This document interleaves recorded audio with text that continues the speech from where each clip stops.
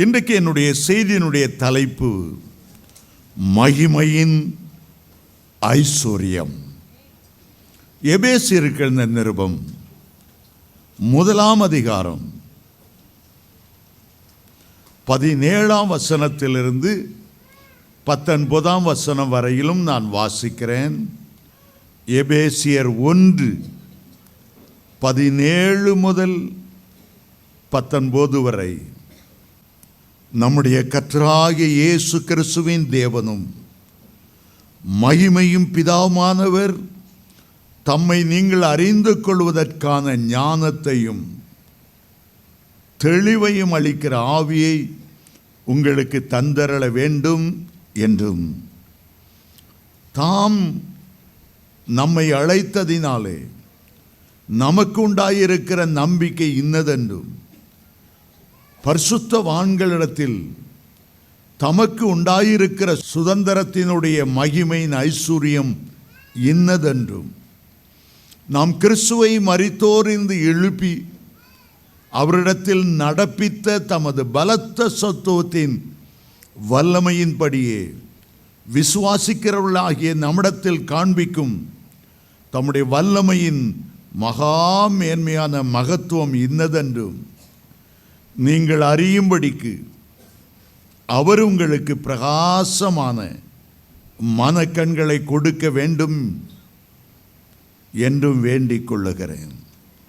ஒரு நீளமான சென்டெனன்ஸ், 3 பகுதிகளை அதில் நீங்கள் மனதிலே நிறுத்துங்கள். ஒன்று, மகிமையின் பிதா தன்னிடத்தில் உங்களுக்கு வைத்திருக்கிற மகிமையின் ஐஸ்வர்யத்தை அறிந்து கொள்ளும்படி உங்களுக்கு பிரகாசமான மனக்கண்களை தந்தரள வேண்டும் என்று வேண்டிக் கொள்ளுகிறேன். மறுபடியும் சொல்லுகிறேன், மகிமையின் பிதா, மகிமையின் பிதா தன்னிடத்தில் உங்களுக்காக வைத்திருக்கிற மகிமையின் ஐஸ்வர்யத்தை நீங்கள் அறிந்து கொள்ளும்படி உங்களுக்கு பிரகாசமான மனக்கண்களை தந்தரள வேண்டும் என்று நான் வேண்டிக் கொள்ளுகிறேன். எபேசியர் நிருபம் எல்லா நிருபங்களை பார்க்கிலும் மேன்மையானது, வித்தியாசமானது, ஆழமானது, அதிகமான தேவ ரகசியங்கள் அடங்கி இருக்கக்கூடியது.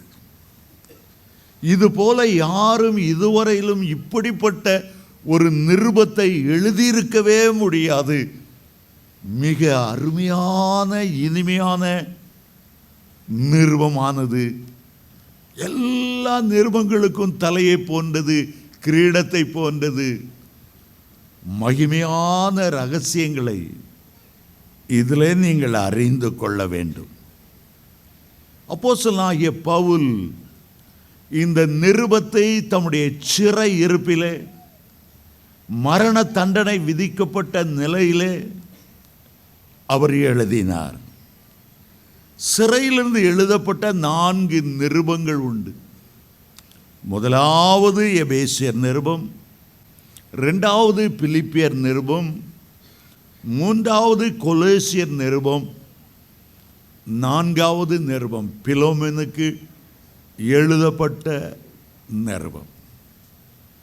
கர்த்தருடைய பெரிய கிருபையால் அப்போஸ்தலனாகிய பவுல் சிறை வைக்கப்பட்ட இடத்திற்கு போய் பார்க்க, ரோமாபுரி தேசத்துக்கு போக ஆண்டவர் ஒரு கிருபை பாராட்டினார். அவரை சித்திரவதை செய்யும்போது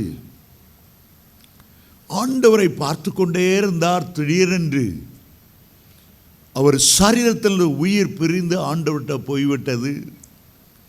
அவருக்கு தெரியவில்லை எப்பொழுது தான் மரித்தோம் என்று, எப்பொழுது அவருடைய சரீரம் சிரச்சேதம் பட்டதென்று அவருக்கு தெரியவில்லை. சரீரத்தின் ஆவி பிரிந்து கர்த்தரோடு சென்று விட்டதாம். அவருக்கு விரோதமாக அவ்வளவு வழக்காடும்படி எருசலேமிலிருந்து ரோமாபுரிக்கு வந்து பரிசேலா நியமிக்கப்பட்ட அந்த பெரிய வக்கீல் சிறை சேதம் பண்ணப்பட்ட அப்போஸ்தலனாகிய பவுல் தலை உருண்டு அவருக்கு நேர் முன்பாக வந்து நின்றதாம். அவருடைய 2 கண்களும் அந்த வக்கீலை நோக்கி பார்த்தது. என்ன வந்ததோ தெரியவில்லை, அலறினார். என்ன வந்ததோ தெரியல, ஐயோ குற்றமற்றவரை குற்றவாளியாய் தீர்த்தனே கதறினார். அன்றைக்கு அவர் ரட்சிக்கப்பட்டாராம். அந்த சிறைச்சாலைக்கு போயிருக்கும்போது அந்த இடத்துல அப்போஸ்தலனாகிய பவுலின் தலை 3 இடங்களிலே துள்ளி துள்ளி விழுந்ததென்றும் அந்த 3 இடங்களிலிருந்தும் நீரூற்று புறப்படுகிறது என்றும் ஒரு இடத்தை காண்பிக்கிறார்கள். உண்மையிலேயே நீங்கள் நிருபங்களை வாசிக்கும் போது முதலாவது எபேசர் நிருபத்தின் ஆழங்களை நீங்கள் அறிந்து கொள்ள வேண்டும் என்று உங்களுக்கு ஆலோசனை சொல்லுகிறேன். மகிமையின் ஐஸ்வர்யம் என்பதை சற்று சிந்தித்து பார்க்கும்படி கேட்டுக்கொள்கிறேன். வேதத்தில் 4 இடங்களிலே மகிமையின் ஐஸ்வர்யத்தை பற்றி அவர் எழுதுகிறார். கொலோசியர்ல எழுதுகிறார், எபேசியர்ல 2 முறை எழுதுகிறார், ரோமர் 9:23 எழுதுகிறார். மகிமையின் ஐஸ்வர்யம். உலக ஐஸ்வர்யங்களை பற்றி நமக்கு தெரியும், உலக செல்வந்தர்களை பற்றி நாம் தெரியும். நிறைய மந்திரிமா லஞ்சம் மேல லஞ்சம் வாங்கி கோடிக்கணக்கான பணத்தை ஐஸ்வர்யவானாக்கி கொண்டு மழைகளினால் பாதிக்கப்படுகிறவர்களுக்கு 5 பைசா கொடுக்காம கோடி கோடி ஐஸ்வர்யத்தை சேர்த்து செத்தே போகிற மந்திரிகளை குறித்து நாம் அறிந்திருக்கிறோம். ஒரு முறை நான் விமானத்தில் வரும்போது ஒரு 10 வயது சிறுவன் ஒரு புஸ்தகத்தை ஆழ்ந்து வாசித்துக் கொண்டிருந்தான். அவனுடைய போட்டிருந்த கண்ணாடியை பார்த்தா சோடா பாட்டில் மாதிரி பெரிய திக்கா ஒரு கண்ணாடி. ஆழ்ந்து படித்து கொண்டிருந்தான். என்ன புஸ்தகம் இந்த 10 வயசுல? எல்லா 10 வயசுல டாம் அண்ட் ஜெரி கதை புஸ்தகம் வாசிட்டு இருக்கும். இந்த பையன் என்ன புஸ்தகம் வாசிக்கிறான்னு பார்த்தா கோடீஸ்வரன் ஆவது எப்படி, அப்படி ஒரு ஆங்கில புத்தகம். 10 வயசுல இதா படிக்கணும். படிச்சு அவன் கண்ணே குருடா போற நிலையில இருந்தது. கோடீஸ்வரன் ஆவது எப்படி? பல ஆண்டுகளுக்கு முன்பு தமிழ்நாட்டில் லட்சாதிபதி ஆவது எப்படின்னு சொல்லி லாட்ரி டிக்கெட்டுகளை கொண்டாந்தாங்க. அந்த நேரம் கொண்டு வந்த நேரம் லாட்ரி டிக்கெட் வாங்குறது அவ்வளோ கஷ்டமாக இருந்தது. மந்திரிகள்கிட்ட ரெக்கமெண்ட் பண்ணி ஒரு சீட்டை வாங்குறது பெரிய காரியம். கொஞ்ச நாள் கழித்து லாட்ரி டிக்கெட்டுக்கு மதிப்பு இல்லாமல் போயிட்டு, சில காலத்துக்கு முன்னால் நான் மதுரைக்கு போயிருந்தேன். ஒரு ஊழியக்காரர் என்னோடத்தில் ஒரு புஸ்தகம் கொடுத்தார். ஆண்டவரை பற்றி எழுந்த புத்தகமாக இருக்கும்னு நினச்சிட்டு வாங்கினேன். ஐஸ்வர்யவானாவது எப்படி? நானே இன்கம் டேக்ஸில் வேலை செய்து அந்த பணமும் வேண்டாம், அந்த ஐஸ்வர்யமும் வேண்டாம், பரலோக ஐஸ்வர்யம் எவ்வளோ பெரியதுன்னு வேலையை விட்டு வந்திருக்கிறேன். எனக்கு அவர் கொடுக்கிறார் ஒரு புத்தகம், ஐஸ்வர்யவானாவது எப்படி. சரி, எப்படித்தான் இந்த புத்தகத்தில் எழுதியிருக்கிறார் பாவம், வாசிப்போம். அதில் முதல்ல ஒரு சிறு கதையோடு அந்த புத்தகம் ஆரம்பிக்கிறது. அமெரிக்காவில் அலிஃபைத் என்று சொல்லப்பட்ட ஒரு மனிதன் இருந்தான். அந்த ஊரில் ஒரு புத்த துறவி வந்து ஒரு பெரிய தேவர், உலக ரகசியங்களை சொல்கிறான்னு கேள்விப்பட்டு ஓடி வந்தார். அந்த புத்த துறவி தன்னுடைய சொற்பொழிவில் முதல்ல சொன்னார், உலகத்தில் வாழ்ந்தா நீங்கள் ஐஸ்வர்யனா வாழணும்.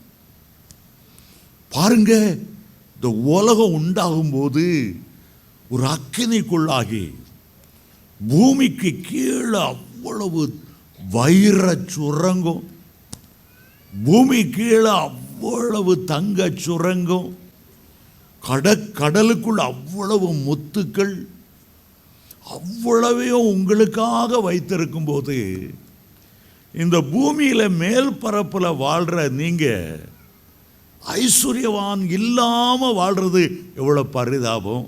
அந்த புத்த துறவி சொல்கிறார், நான் சொல்லலை. ஒரு வைர கட்டி கிடைத்தா உங்கள் கஷ்டமெல்லாம் நீங்கி போகும். இந்த அலி ஃபைத்து அதை கட்டுக்கிட்டே இருந்தார்.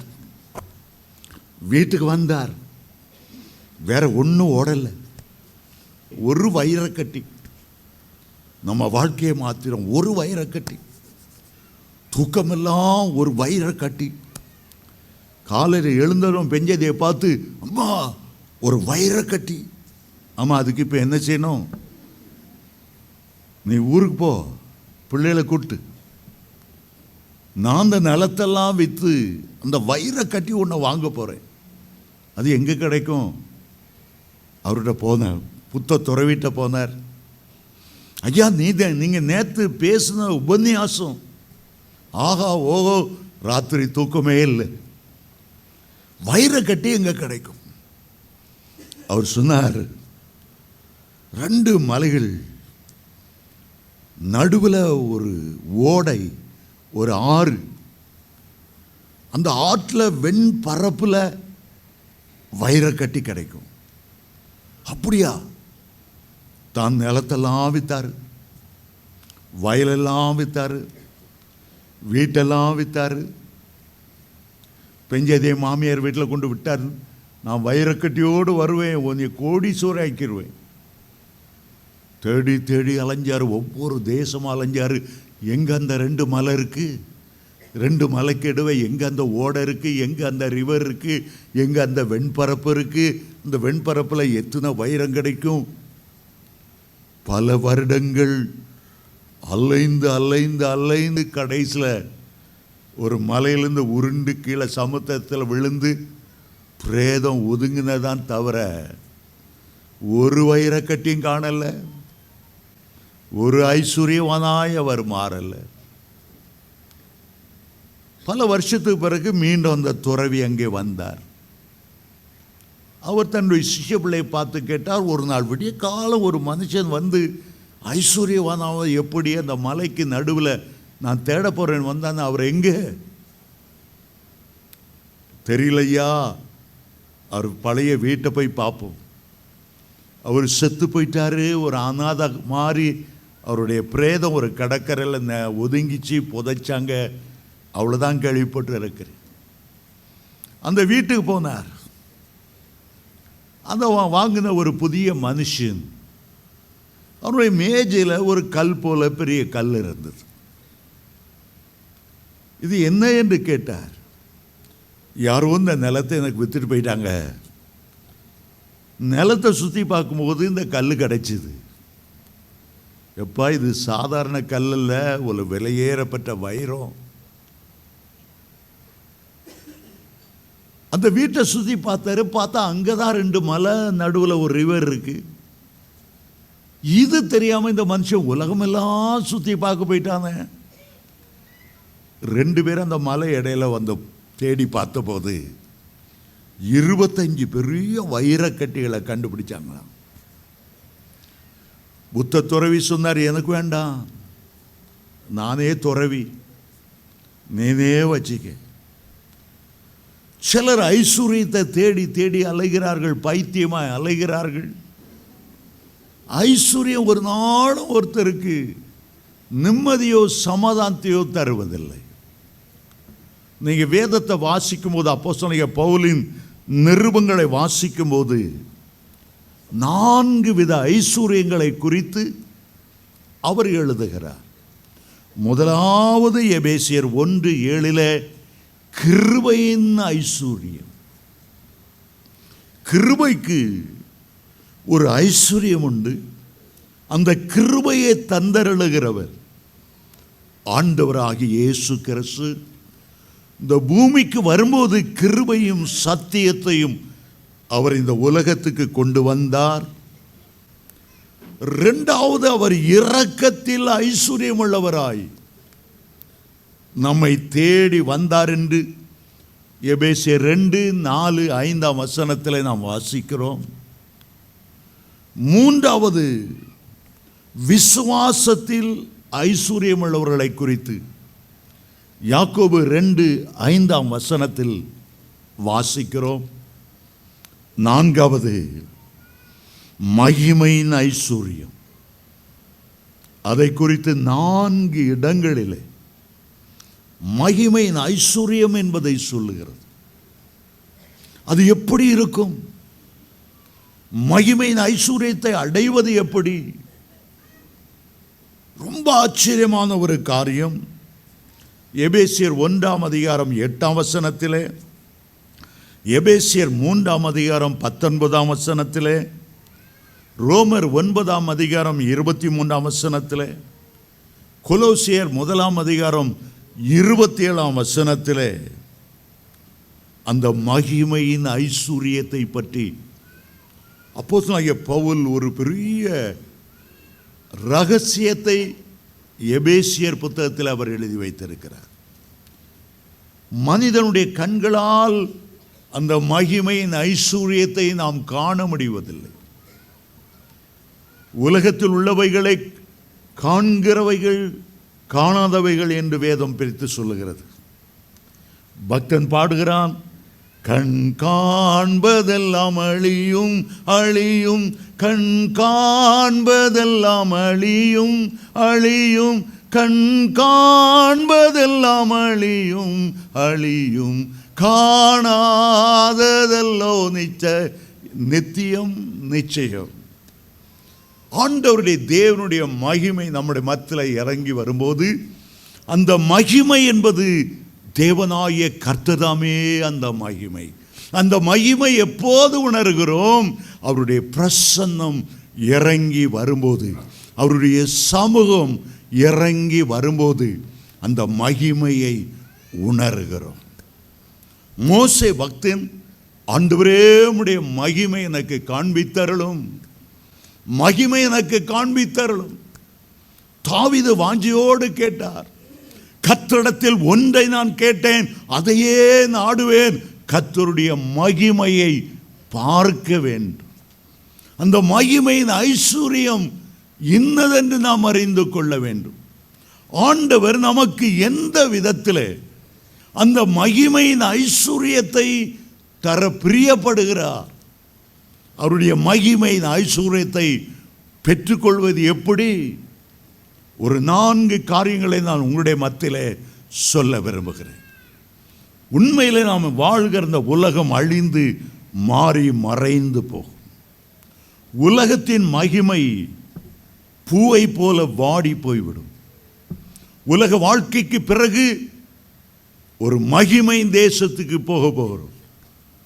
அந்த மகிமை தேசத்தை கொண்டு போக மகிமையின் ராஜா தம்முடைய மகிமையோடு பிதாவின் மகிமை பொருந்தினவராய் மகிமையான தேவதூதர்களோடு அவர் இறங்கி வருவார். அந்த மகிமையின் ஐஸ்வர்யத்தை குறித்து சில நாட்களாக ஆண்டவர் என்னுடைய உள்ளத்தில் பேசினவைகளை இன்றைக்கு சொல்ல வேண்டும் என்று விரும்புகிறேன். முடிந்த வரையிலும் குறிப்பெடுத்துக் கொள்ளுங்கள். முடிந்த வரையிலும் இந்த செய்தியை யூடியூப் மூலமாய் நீங்கள் பாருங்கள். உங்களுடைய வாழ்க்கையை மறுரூபமாக்கி உங்களுடைய வாழ்க்கையிலே மகிமையின் ஐஸ்வர்யத்தை தந்து கிறிஸ்துவனுடைய வருகையிலே மகிமையின் மேல் மகிமை அடைவதற்காக அது உங்களை ஆயத்தப்படுத்துகிறதாய் இருக்கும். முதலாவது, மகிமையின் ஐஸ்வர்யத்தை குறித்து ரோமருக்கு எழுதின நிருபம் 9ஆம் அதிகாரம்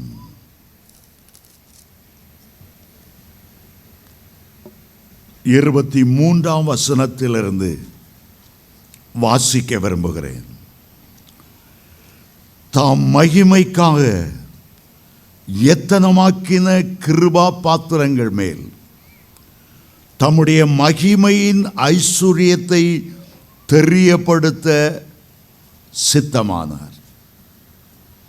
இதை நீங்கள் அறிய வேண்டுமென்றால் இன்னும் 2 வசனங்களுக்கு முன்னாலே சென்று வாசிக்க ஆரம்பியுங்கள். 21ஆம் வசனம் சொல்லுகிறது, மிதியிட்ட ஒரே களிமண்ணாலே குயவன் ஒரு பாத்திரத்தை கனமான பாத்திரத்துக்கும் ஒரு பாத்திரத்தை கனவீனமான காரியத்துக்கும் பண்ணுகிறதற்கு மண்ணின் மேல் அவனுக்கு அதிகாரம் இல்லையோ? 23ஆம் வசனம், தாம் மகிமைக்காக எத்தனமாக்கின கிருபா பாத்திரங்கள் மேல் தம்முடைய மகிமையின் ஐசுரியத்தை தெரியப்படுத்த சித்தமானார். ஒரு குயவன் இருந்து திரியை வனைந்து கொண்டிருக்கிறான். அந்த திரியின் மேலே களிமண் ஏற்றப்பட்டு இருக்கிறது.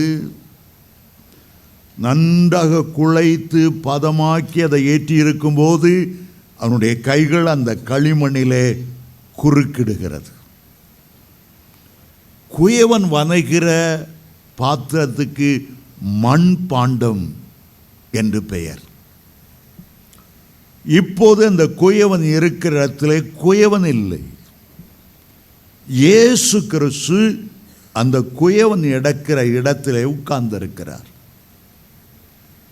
ஆதாம் ஏவாளை மண்ணிலிருந்து அந்த பரம குயவன் எப்படி வனைந்தாரோ, அந்த களிமண் பாத்திரத்துக்கு எப்படி தன்னுடைய சாயலை தன்னுடைய ரூபத்தை கொடுத்தாரோ, எப்படி பாவம் அந்த பாத்திரத்தை உடைத்ததோ, பாவத்தினால் அவன் எப்படி மகிமை இழந்தானோ. ரோமர் 3:23 சொல்லுகிறது, எல்லாரும் பாவம் செய்து தேவனுடைய மகிமையை இழந்து போனார்கள். ஆண்டவர் அந்த பாத்திரத்தை, உடைந்து போன பாத்திரத்தை, மகிமை இழந்த பாத்திரத்தை தூர எறிந்து விடவில்லை. ஏதேன் தோட்டத்திலே உடைக்கப்பட்ட அந்த பாத்திரத்தை கெத்செமனே தோட்டத்துக்கு கொண்டு வந்தார். அந்த பாத்திரத்தை வனைய ஆரம்பித்தார். குயவன் வனைவது களிமண் பாத்திரம். இயேசு தன்னுடைய இரத்தத்தை ஊற்றி வனைவது கிருபையின் பாத்திரம். இயேசு வனைந்து கொண்டிருக்கும் போதே நான் உணர்கிறேன், அந்த இடத்துல நான் இருக்கிறேன். உடைந்து போன ஒரு பாத்திரமாக, நொறுங்கி போன ஒரு பாத்திரமாக, நம்பிக்கை இல்லாத ஒரு களிமண்ணாக, போட்டால் போட்ட இடத்திலே கிடந்து தன்னைத்தானே உருவாக்கி கொள்ள முடியாத ஒரு உடைந்த பாத்திரமாக, பாவங்களால் உடைக்கப்பட்டு நின்ற ஒரு நிலைமையில நிற்கிறேன். அந்த உடைந்த பாத்திரத்துக்கு நேராக ஆண்டவர் தன்னுடைய கையை நீட்டுகிறார். காயப்பட்ட அவருடைய கையிலிருந்து குபு குபு குபு என்று இரத்தம் வழிகிறது. அந்த இரத்தத்தை நம்மேல் அவர் ஊற்றுகிறார். புதிய பாத்திரமாய் வனைய பிரியப்படுகிறார்.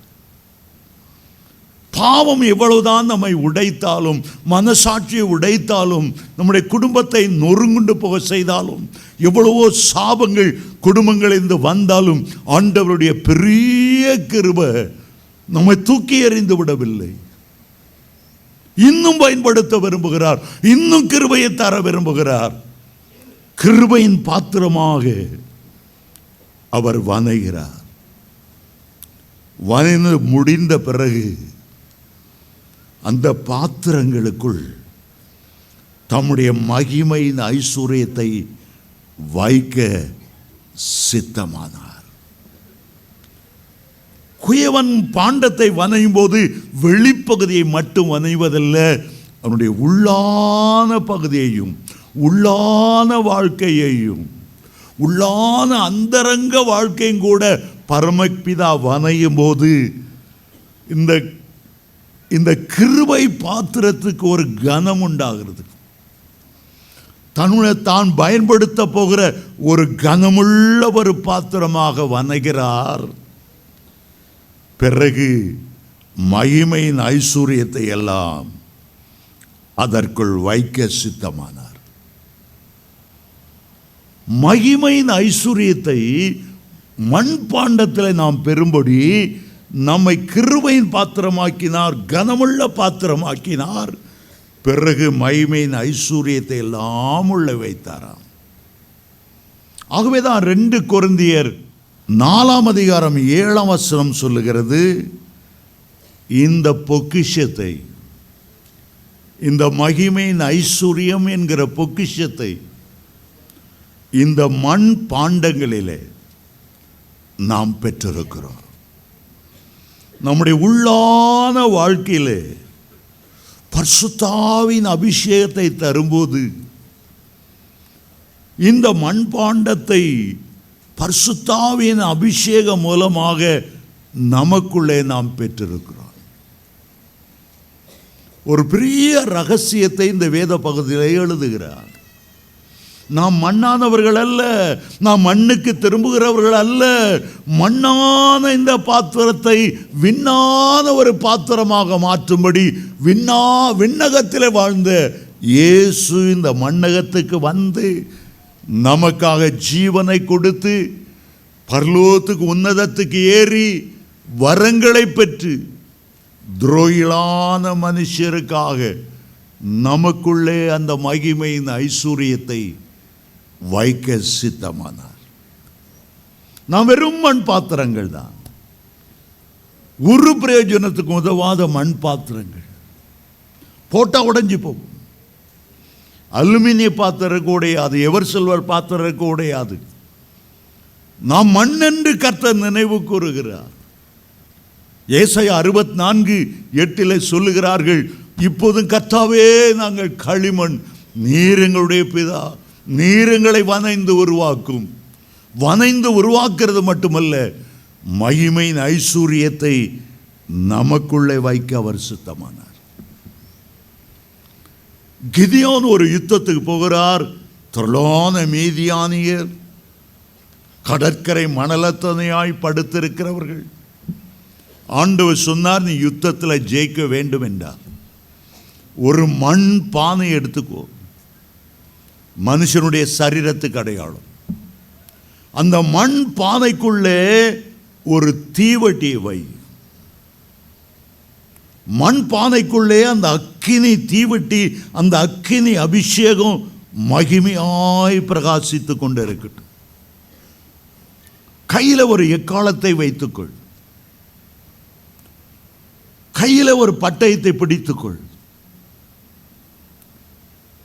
மீதியானியுடைய பாளையத்துக்கு போகும்போது திடீரென்று பிப்பின்னு ஊதி அந்த மண்பாண்டத்தை உடைக்கும் போது ஒரு அக்கினி தீபம் அதுக்குள்ளேருந்து வெளியே வரும். இருளிலே மீதியானர் படுத்திருக்கிறார்கள், இருளின் வல்லமையினால் நிரம்பி இருக்கிறார்கள். அந்தகார லோகாதிபதி அவர்களை தள்ளி கொண்டு வந்திருக்கிறார்கள். அவர்கள் மத்தியிலே அந்த தீபம் அக்கினியாய் மகிமையாய் பிரகாசிக்கும் போது நான் உங்களுக்கு ஜெயத்தை தருவேன்.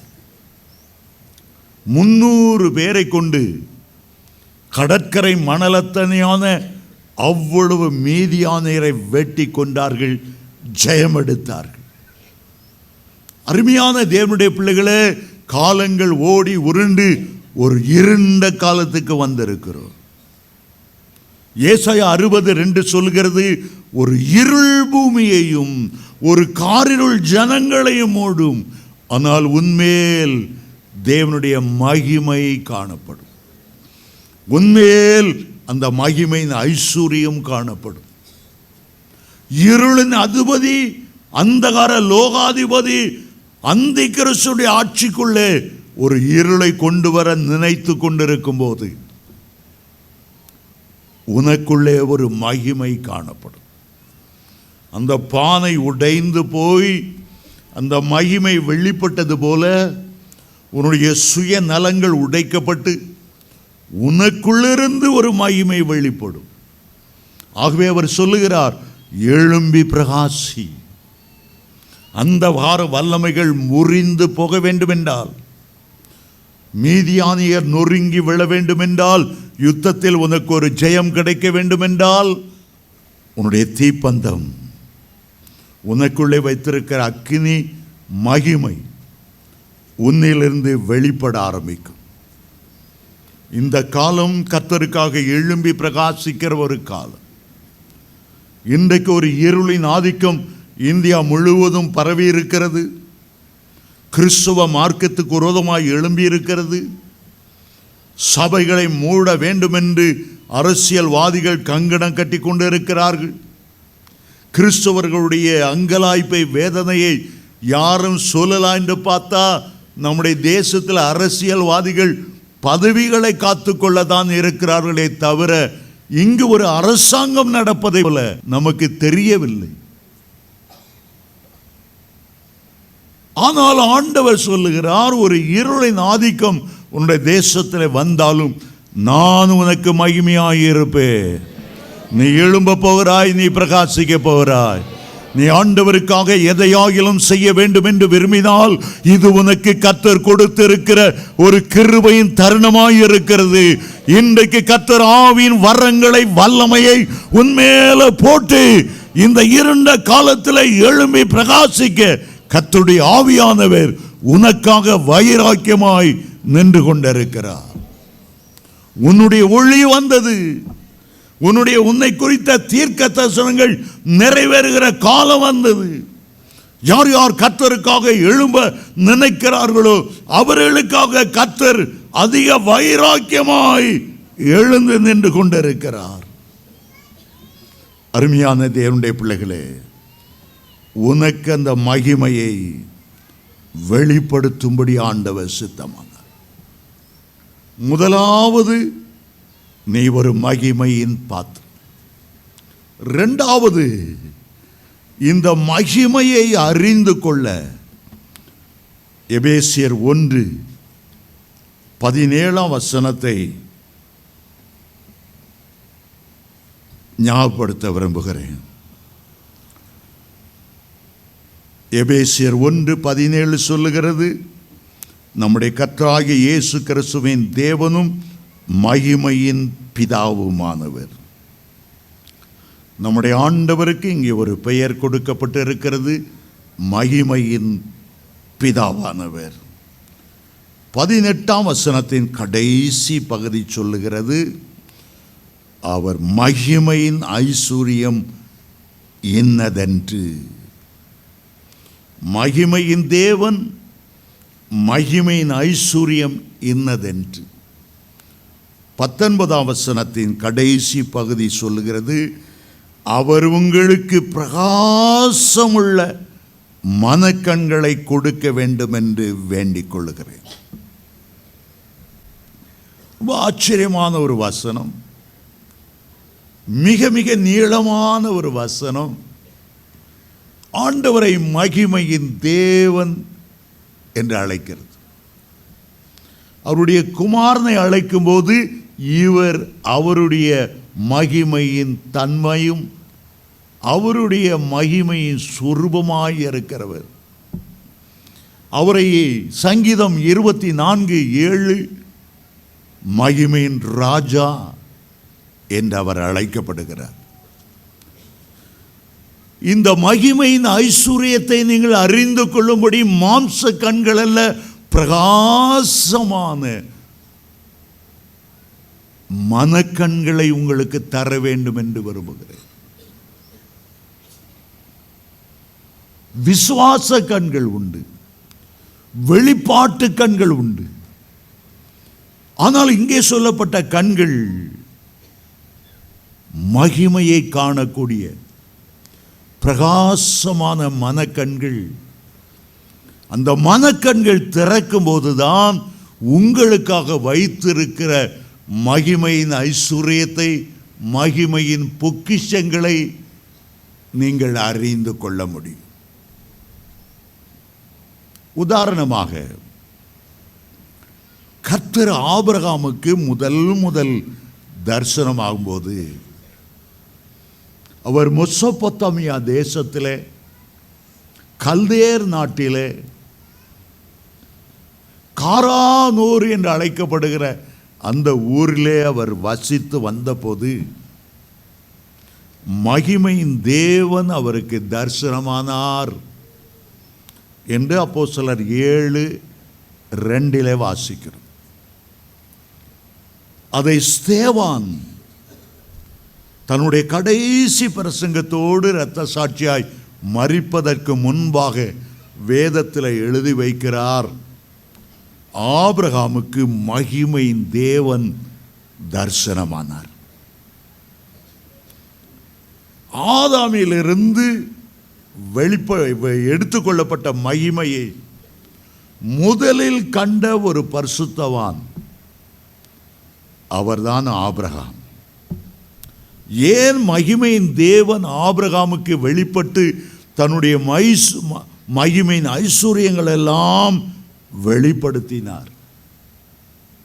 மகிமையின் தேவனை பார்த்துவிட்ட பிறகு அந்த மகிமையின் ஐஸ்வர்யத்தை அடைவதற்காக தன்னுடைய இனத்தார், தன்னுடைய ஜனத்தார், தன்னுடைய ஊர், சொத்து எல்லாவற்றையும் விட்டுவிட்டு ஆண்டவருக்கு பின் செல்ல, அந்த மகிமையை பின் செல்ல, மகிமையுள்ள கானானிலிருந்து மகிமையுள்ள பரம கானானுக்கு போவதற்கு அவர் ஆயத்தமாகிவிட்டார். அந்த மகிமையை பார்த்ததும் உலக மகிமை எப்படி லோத்துவை சோதம் குமரா மகிமை கவர்ந்தது போல இவரை உலக மகிமை கவர்ச்சி செய்யவில்லை. லோத்து நான் சோதம் குமாரா ஒரு அழகான புல்வெளி, அதை பார்த்தவுடனே ஒரு கவர்ச்சி, ஏதேன் தோட்டத்தை போல இருந்தது என்று கண்டு கானான் தரிசனத்தை விட்டு விலகி அந்த சோதமுக்குள் போனது போல ஆபிரகாம் போகவில்லை. காரணம், அவருடைய பார்வையிலே அந்த மகிமையின் தேசம், அந்த மகிமையின் தேவன் தரிசனமானார். அந்த மகிமையை பார்த்த பிறகு சோதம் குமரா சிறைபிடிக்கப்பட்ட போன 5 ராஜாக்களுக்கு விரோதமாக ஆபிரகாம் ஆயுதம் தளித்து 318 பேரை அழைத்து கொண்டு 5 ராஜாக்கள் தோற்றவர்கள், 4 ராஜாக்கள் ஜெயித்தவர்கள், 9 ராஜாக்களையும் சிறை பிடித்து திரளான செல்வங்களோடு திரும்பி வந்தார். சோதம் குமாரா ராஜா சொன்னான், எல்லா ஐஸ்வர்யத்தையும் நீர் எடுத்துக்கொள்ளும், எல்லா பணத்தையும் பொருட்களை எடுத்துக்கொள்ளும், ஆடு மாடுகளை எல்லாம் எடுத்துக்கொள்ளும், ஜனங்களை மட்டும் எனக்கு கொடுத்தால் போதும். ஆபிரகாம் அந்த மகிமையின் தேசத்தை பார்த்துவிட்டு இந்த பணத்துக்கு ஆசைப்படவில்லை. பணம் அவனை கவரவில்லை. அவர் சொன்னார், ஒரு பாதரட்சியின் வாரையாகிலும் நான் தொடுவதில்லை. ஆடு மாடு மேய்க்கக்கூடிய ஒரு கொம்பை கூட நான் சாட்டை கூட நான் எடுக்க மாட்டேன். பரலோகத்தில் எனக்கு வைத்திருக்கிற மகிமையின் ஐஸ்வர்யங்கள் நான் இதற்கு சம்மதிக்க மாட்டேன். இன்கம் டேக்ஸ் டிபார்ட்மெண்ட்டில் பணியாற்றினேன். எல்லாம் கோடி கணக்காய் சம்பாதித்தார்கள், பெரிய பெரிய வீடுகளை கட்டினார்கள். ஆனால் ஆண்டவர் எனக்கு கொடுத்த ரட்சிப்பு, ஆண்டவர் கொடுத்த அபிஷேகம், ஆண்டவர் கொடுத்த மகிமை இது ஒன்றுக்கும் இணையானதல்ல. வேண்டாம் இந்த வேலை. இயேசுவை பின்பற்ற விரும்புகிறேன். உலகத்தார் என்னை பைத்தியக்காரன் என்று சொல்லியிருந்திருக்கலாம். மோசை குறித்து வேதம் என்ன சொல்லுகிறது? எபிரேயர் 11:24-25 சொல்லு, மோசே பெரியவனான போது பார்வோனுடைய குமாரத்தின் மகன் எனப்படுவதை வெறுத்து அநித்தியமான பாவ சந்தோஷங்களை அனுபவிக்கிறதை பார்க்கலாம். எகிப்தில் உள்ள பொக்கிஷங்களை பார்க்கிலும் கிறிஸ்துவின் நிமித்தம் வருகிற பாடுகளை அதிக பாக்கியமாய் எண்ணினான். இன்றைக்கு அநேகர் குறுக்கு வழியில் பணம் சம்பாதிக்க போய் திருமணம் செய்து கொடுக்க பொண்ணு வரும்போது எவ்வளோ ரொக்கம் கொடுப்பா, எவ்வளோ நகை கொடுப்பா, ஒரு கேவலமான ஒரு நிலைமை. அவங்க அப்பா பரதாமா சொல்லுவார், 10 லட்சம் தாருங்க. என் மகளுக்கு நான் 25 லட்சம் கொடுத்தேன். 25 வைக்கிறதானா வாரம் போ. இதோட ஒரு கத்தி எடுத்து நடு ரோட்டில் இருந்து ஒருத்தட்ட பணம் குத்தவா, பணம் தரியா. இந்த மாதிரி கிறிஸ்துவ மார்க்கத்திலும் கூட ரொக்கம் வாங்குகிற ஒரு தீய சாத்தானுடைய பழக்கம் வந்து விட்டது. இதை வாங்க போய் கர்த்தருடைய ஐஸ்வர்யத்தை இழந்து போவாங்க, கர்த்தருடைய ஆசீர்வாதத்தை இழந்து போவாங்க. ஒரு பெண்ணு வீட்டார் ஒரு பெண்ணுக்கென்று வைத்திருக்கிற அந்த பங்கை கொடுத்தா சந்தோஷமாக வாங்கிறது இல்லை. அதிகமாக டிமாண்ட் பண்ணி வாங்குறவன் பயங்கரமான திருட்டு வேலை செய்கிற கொள்ளைக்காரனாக இருக்கிறான். அந்த பணத்தை திருப்பி கொடுக்கிற வரையிலும் உடைய வீட்டில் சமாதானம் இருக்க போவதில்லை. நேர நரக குழியில் விழுவீங்கன்னு நினைத்து கொள்ளுங்க. ஏன் தைரியமாக சொல்கிறேன்னா, நான் வாங்கினதே இல்லை, என் பிள்ளைகளுக்கும் நான் வாங்கினதில்லை. 2 பையங்க, ஒருத்தன் கனடாவில் படித்தான், எம்எஸ் பிஇ முடிச்சுட்டு. அடுத்த பையன் எம்பிஏ, ஏலிம் சபையில் ஒரு பாஸ்டர் ஆகிட்டார். பொண்ணு விட்டார் கேட்கும்போது நாங்கள் அதை பற்றியே பேசுகிறேன். நான் கொள்ளடிக்கிற கூட்டம் இல்லை. சந்தோஷமாக கொடுக்குறாங்களா வாங்கிக்கோங்க. இதுக்கு மேலே இவ்வளவு, இதுக்கு மேலே இவ்வளவு, இதுக்கு மேலே இவ்வளவு.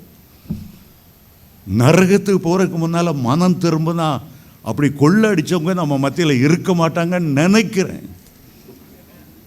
இருந்தால் திருப்பி கொடுத்துரு, அந்த பரலோக ராஜ்யத்தை பிடிச்சு கொள்ளுங்க. பொன்னம்மா சன்னியாசி 15 வயசில் சன்னியாசி ஆனாங்க. அவங்க ஒரு பாட்டு பாடுவாங்க, மண்ணுக்காக மாணிக்கத்தை விட்டிட மாட்டேன், வெறும் மண்ணுக்காக. ஆடி பாடி குதிச்சு டான்ஸ் ஆடுவாங்க. சாகும்போது 94 வயசு வரைக்கும் இந்த கடிதம் எழுத உண்டு. நானும் அந்த அம்மாவுக்கு பணம் அனுப்பி உதவி செய்கிறது உண்டு. 15 வயசில் பார்த்துருக்கேன். எங்கள் சின்ன கிராமத்துக்கு வருவாங்க ஊழியம் செய்கிறவங்க, குதிச்சு குதிச்சு பாடுவாங்க, மண்ணுக்காக மாணிக்க. கிடைக்க பெரிய மாணிக்கம் பரலோக முத்தானவர் இயேசு. அவர் ஆதாயம் பண்ணும்படி எல்லாவற்றையும் நஷ்டம் என்று விட்டேன், குப்பையுமாக நான் எண்ணுகிறேன். நான் அவரையும் அப்படி உயிர்த்தெழுத வல்லமையை அறியும்படி உலக மேன்மை எனக்கு வேண்டாம். மாமனார் சம்பாதிச்சு வச்ச பொருள் என் வீட்டுக்கு வேண்டாம். அவர்கிட்ட கிறிஸ்மஸுக்கு கிறிஸ்மஸுக்கு வாங்கின ஃப்ரிட்ஜு எனக்கு வேண்டாம். எனக்கு கர்த்தர் இருந்தால் போதும், அவருடைய மகிமையின் ஐஸ்வர்யம் இருந்தால் போதும். ஹல்லேலூயா, ஹல்லேலூயா. என்னதுக்கு 50 பைசாவுக்காக மாமனாட்டை வந்து வாங்குற 50 பைசாவுக்காக ஆண்டவர் தருகிற 50 கோடியை ஏன் இழக்கணும்? அது பயங்கர ஒரு திருட்டு குற்றம். என்னமோ காலாகாலமாக நம்முடைய தேசத்தில் வேரூன்றி விட்டது. ஆபிரகாமுடைய கண்கள் அந்த மகிமையின் ராஜாவை பார்த்ததுனால தன்னுடைய சம்பாத்தியத்தில் தனக்கென்று பிடித்து வைத்துக் கொள்ளாமல் தனக்கு அப்பமும் திராட்சரசமும் கொண்டு வந்த மெல்கிசேதேக்கு தசம பாகத்தை தாராளமாய் வழங்கினார். தசம பாகத்தை கொடுக்க அவர் வெட்கப்படவில்லை. தனக்கென்று வைத்து கொண்டு சும்மா சின்ன காசை பிச்சை காசு மாதிரி போடுவதற்கு ஆண்டவர் ஆபிரகாம் பிரியப்படவில்லை. என்னுடைய ஆண்டவர் இன்னும் என்னை ஆசீர்வதிப்பார். கர்த்தர் கொடுக்கிற தசம பாகம் நான் விதைக்கிற ஒரு விதையை போல அது 30, 60, 30 கர்த்தர் எனக்கு பெருக்கி தருவார். சம்பாதிக்கக்கூடிய பலனை தந்தவர், சம்பாதிக்கக்கூடிய ஞானத்தை தந்தவர், எல்லா ஐஸ்வர்யத்துக்கும் அவர் தேவனாயிருக்கிறார். என்னையும் என்னுடைய பிள்ளைகளையும் தலைமுறை தலைமுறையாய் ஆசீர்வதிக்க நான் சந்தோஷமாய் அவருக்கு கொடுக்கிறேன். மகிமை தேவனை தரிசித்த ஆபிரகாம் ஆண்டவருக்கென்று உற்சாகமாய் அவர் எனக்கு வைத்திருக்கிற பரலோக மகிமையின் ஐஸ்வர்யங்களுக்கு இது ஈடு இணையாகாது, தாராளமாய் ஆண்டவருக்கென்று கொடுத்தார். வேதம் சொல்லுகிறது, ஒரு பிள்ளை இல்லை என்று ஆபிரகாம் கதறின போது ஆண்டவர் அழைத்தார். வானத்தை அண்ணார்ந்து பார்த்து, ஒரு பிள்ளை என்று இல்லை என்று அழுகிறாய், வானத்தின் நட்சத்திரங்களைப் போல சந்ததி உனக்கு தருவேன். சாதாரண மாம்ச கண்களில் நட்சத்திரம். ஆண்டவர் சொன்ன வார்த்தையை விசுவாசமாய் ஏற்றுக்கொண்ட போது அவ்வளவும் அவருடைய பிள்ளைகள் பிரகாசமான மனக்கண்களை ஏறெடுத்து பார்த்தபோது அவருடைய பிள்ளைகளோடு நட்சத்திரங்களோடு ஒரு பெரிய விடிவெள்ளி நட்சத்திரம் இயேசு அவருடைய சுதந்திரமாய் இருக்கிறதை கண்டார். ஆபிரகாமின் குமாரனாகிய இயேசு கிறிஸ்து என்று மத்தேயு 1:1 சொல்லப்பட்டபடி அவரையே ஆபிரகாமுக்கு மகிமையின் பிதாவானவர் ஒரு பொக்கிஷமாய் கொடுத்தார். அவர்தான் எபிரேயர் 2:10 சொல்லுகிறது, ஒரு சந்ததியை மகிமையிலே கூட்டி சேர்க்க வேண்டும் என்று. அந்த வெள்ளி நட்சத்திரம் பூமிக்கு இறங்கி வந்து அநேகம் பிள்ளைகளை மகிமையிலே கூட்டி சேர்க்கும்படி வழிவகுத்தார்.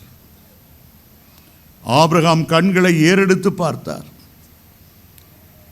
பரலோகத்தை பார்த்தபோது எபிரேயர் 11:10 சொல்லுகிறது, கர்த்தர் தாமே கட்டி உண்டாக்கின அஸ்திபாரங்கள் உள்ள நகரத்துக்காக, பரம எருசலேமுக்காக, மணவாளனுக்காக ஆயத்தப்படுத்தப்பட்ட ஒரு மணவாட்டியை போல அந்த பரம எருசலேமை பார்த்தார்.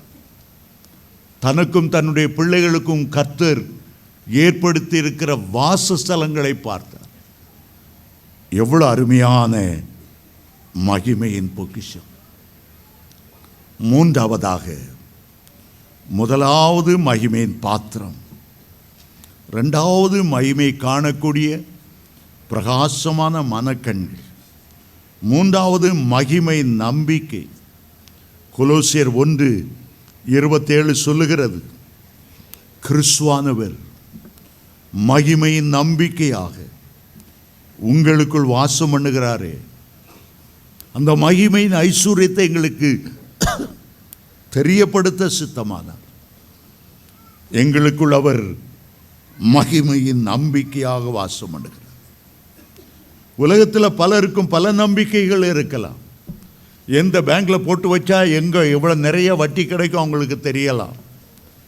உலகத்தில் ரியல் எஸ்டேட்டில் பூந்து எவ்வளோ சம்பாதிக்கலாம் எல்லாம் அவர்களுக்கு தெரியும். ஆனால் ஒரு மகிமையான நம்பிக்கையை, எடுபடாத ஒரு நல்ல நம்பிக்கையை, ஒரு மேன்மையான நம்பிக்கை வேதம் நமக்கு சொல்லுகிறது. என்ன சொல்லுகிறது? கிறிஸ்துவானவர் மகிமை நம்பிக்கையாக உங்களுக்குள் வாசம் பண்ணுவதே அந்த ரகசியம். இயேசு எங்கே இருக்கிறார்? எல்லாரும் சொல்லுவாங்க, பரலோகத்து போயிருக்கிறார், உயிர்த்தெழுந்து பிதாவுடைய வலது பார்சத்தில் வீற்றிருக்கிறார். ரொம்ப நல்லது. அதே நேரம் அங்கே வீற்றிருக்கிற அதே நேரத்தில் நம்முடைய உள்ளத்திலும் அவர் வாசம் பண்ணுகிறார். நமக்குள்ளே ஒரு மகிமையின் நம்பிக்கையை அவர் கொண்டு வருகிறார். நமக்குள்ளே இருந்து தேவாதி தேவனுடைய மகிமையின் ஐஸ்வர்யத்தின் ரகசியம் என்னவென்று அவர் தெரியப்படுத்த சித்தமானார்.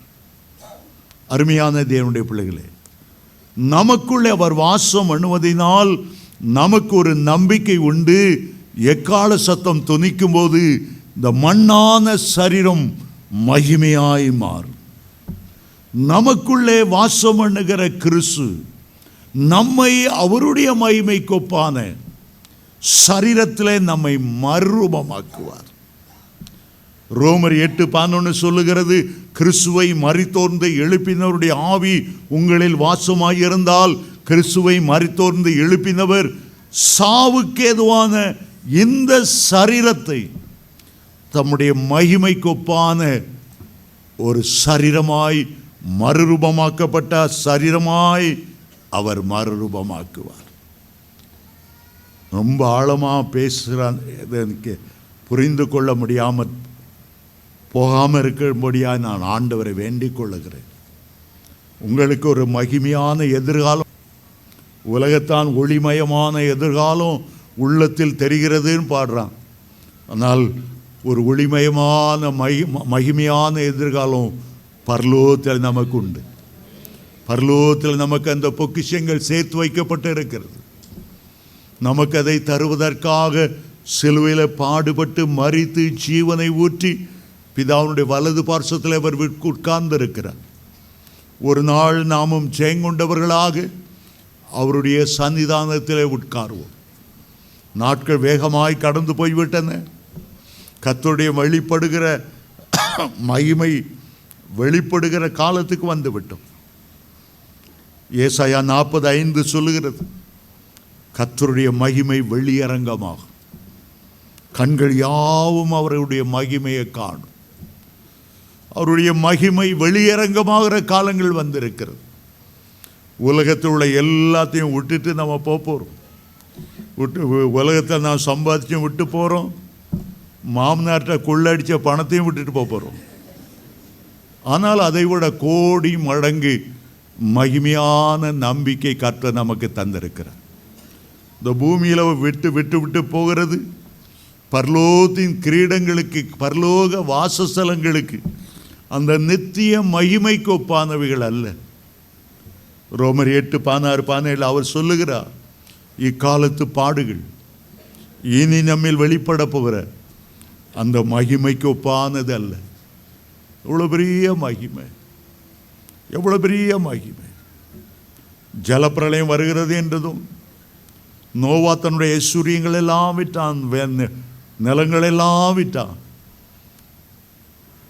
ஒரு பேழையே செய்தான். அவன்கிட்ட எல்லாம் சீப்பாக விலைக்கு வாங்கியிருப்பாங்க. பைத்தியக்காரன், மழை வரப்போகுது, மழை வரப்போகுது, பைத்தியக்காரன், இயேசு வரப்போகிறார், இயேசு வரப்போகிறார், எல்லாம் சீப்பாக வாங்கியிருக்கலாம். ஆனால் அந்த பேழையிலிருந்து நோவா கீழே இறங்கி வந்த போது அவன்கிட்ட ஏமாற்றி விலை சயமாய் வாங்கின ஒருத்தனும் இல்லை. உலகத்தில் அவ்வளவு நோவாவுக்கு சொந்தமாகி போனது. கர்த்தருக்காக இழந்தவர்கள் தரித்திரர் ஆவதில்லை. ஆண்டவருக்காக வேத வாக்கியங்களை வாங்கி கொடுக்கிறவர்கள், ஆண்டவருக்கென்று ஆலயத்தை கட்டி கொடுக்கிறவர்கள், அவருடைய மகிமையின் ஐஸ்வர்யத்தை பார்த்து நடக்கிறவர்கள், அவர்கள் ஒருபோதும் குறைந்து போவதில்லை. இன்றைக்கு அந்த மகிமையை நீங்கள் அறிந்து கொள்ளும்படி கர்த்தர் பிரகாசமான மனக்கண்களை உங்களுக்கு தந்தருள்வாராக. சங்கீதம் 19:1 சொல்லுகிறது, வானங்கள் தேவனுடைய மகிமையை வெளிப்படுத்துகின்றன, ஆகாய விரிவு அவருடைய கரங்களின் கிரிகளை அனுபவிக்கின்றன. கர்த்தர் உன்னை பார்த்து, உங்களை பார்த்து சொல்லுகிறார், உங்களை என்னுடைய நாம மகிமைக்காக நான் தெரிந்து கொண்டேன், என்னுடைய நாம மகிமைக்காக உன்னை மீட்டு கொண்டேன், என்னுடைய மகிமை உன்னிலே வெளிப்பட வேண்டும் என்பதற்காக மகிமையின் ராஜா உன்னை தெரிந்து கொண்டார். அவர் மகிமையோடு திரும்ப வரப்போகிறார். எல்லா பூமிக்குரிய காரியங்கள் ஒளிந்து போகும். ஒரு பெரிய மகிமையான நித்தியம் நமக்காய் வைத்திருக்கிறது. கோடான கோடி வருஷங்களாய் தேவனுடைய சமூகத்தில் மகிழ்ந்து களி கூறக்கூடிய ஒரு நிலைமை கர்த்தர் வைத்திருக்கிறார். அதை பெற்றுக்கொள்ள நாம் ஆயத்தமாவோமா? அப்படியே கைகளை உயர்த்தி, உம்மிடத்தில் எனக்கு வைத்திருக்கிற மகிமையின் ஐஸ்வர்யத்துக்காக உமக்கு நன்றி என்று சொல்லுவோம். அந்த பரலோக மகிமையை காணக்கூடிய பிரகாசமான மனக்கண்களை எனக்கு தருகிறக்காய் நன்றி. நானுமே அறியாத காலத்திலும் என்னை பின்தொடர்ந்து மகிமையின் தேவன் வந்து எனக்கு தரிசனமாகி வெளிப்பாடுகளை தந்ததற்காக நன்றி. இதுவரை மகிமைப்படுத்தவர் இனிமேலும் உன்னை மகிமைப்படுத்துவார். உன்னை இனத்தார் மத்தியிலே, ஜனத்தார் மத்தியிலே, நண்பர்கள் மத்தியிலே உன்னை தன்னுடைய மகிமைக்கென்று தெரிந்து கொண்டவர் மகிமைப்படுத்தினே. இன்னமும் மகிமைப்படுத்துவே, இன்னமும் மகிமைப்படுத்துவே, இன்னமும் மகிமைப்படுத்துவே. உன்னை கீர்த்தியும் புகழ்ச்சியும் மேன்மையுமாய் வைப்பே. இன்னும் உன்னை மகிமைப்படுத்துவே. என்னுடைய மகிமையின் தரிசனங்களை உனக்கு தருவே. மகிமையின் ராஜ்யத்தை நீ காண்பாய். என்னுடைய மகிமை உன்னிலே வெளிப்படும்படி எல்லா பூச்சரக்கத்தை ஜனங்களை பார்க்கில் உன்னை நான் எனக்கென்று தெரிந்து கொண்டேன்.